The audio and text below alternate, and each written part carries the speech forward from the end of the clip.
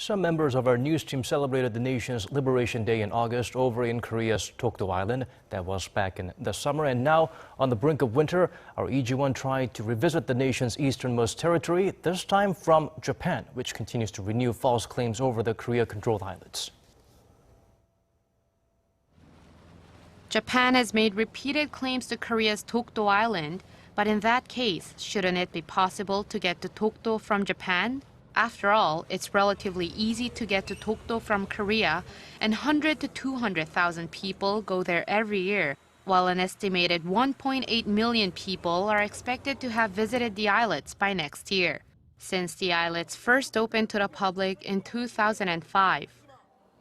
We thought that it should be possible for a country that claims sovereignty over Dokdo, like Japan, to provide its citizens with passage to the islets.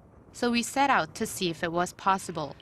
After landing at Japan's Yonago Airport, we went to Shichirui Port in Shimane Prefecture, where we caught a ferry.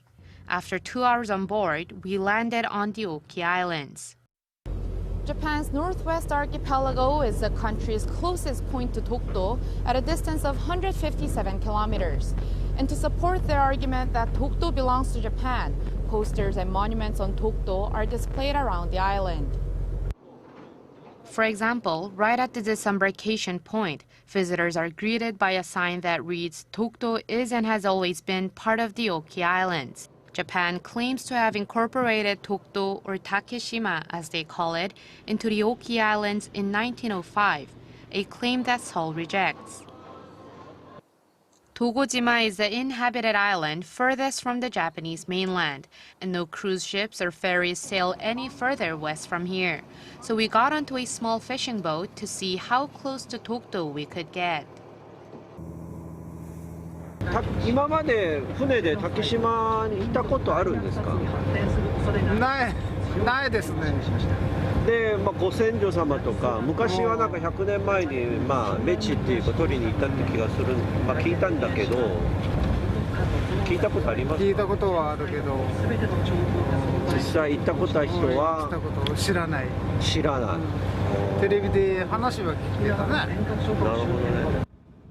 But after getting about 14 miles from Dogojima, we had to head back because the waves were getting too high.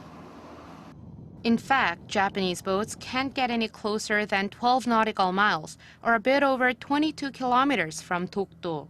According to the UN Convention on the Law of the Sea from 1982, that's the limit for a country's territorial waters. A similar law was passed in Korea in 1977, whereby the Korean Coast Guard patrols the islets 24 hours a day, 365 days a year, within the 12 nautical mile zone. Now, even though we couldn't get to Dokdo from Japan, we visited several places on the Oki Islands that claim Dokdo is Japanese territory. The Kumi Takeshima History Museum displays a number of pictures and maps of Dokdo, as well as records of Japanese fishermen's activities on the islets. Our guide was Maeda Yoshihiki, a councilman who's contributed a great deal to getting the museum built and worked to raise awareness of Japan's claims to Dokdo to the Japanese people. He's also the person who put up the Dokdo billboard that reads, "Give back Takeshima and the sea." I put this billboard here because it's the people from this village who went to Dokdo to fish before historical issues became sensitive issues, and after which they could no longer go. Japan has been relentless in its attempts to breach the 12 nautical mile territorial limit, as it did in 2006 amid heightened diplomatic tensions between the two countries. Its patrol boats still get within 13 nautical miles of Dokdo about twice a week, but the attempts have always been blocked by the Korean patrol boats guarding the island. Mr. Yoshihiki hopes to visit Dokdo someday, but it's unlikely he'll ever make it. Although Japanese citizens can get to Dokdo through Korea, they don't get much encouragement from the Japanese government, as that would be an acknowledgement that there is no official way for Japanese people to reach Dokdo without going through Korea. 이지원, Arirang News, Oki Islands.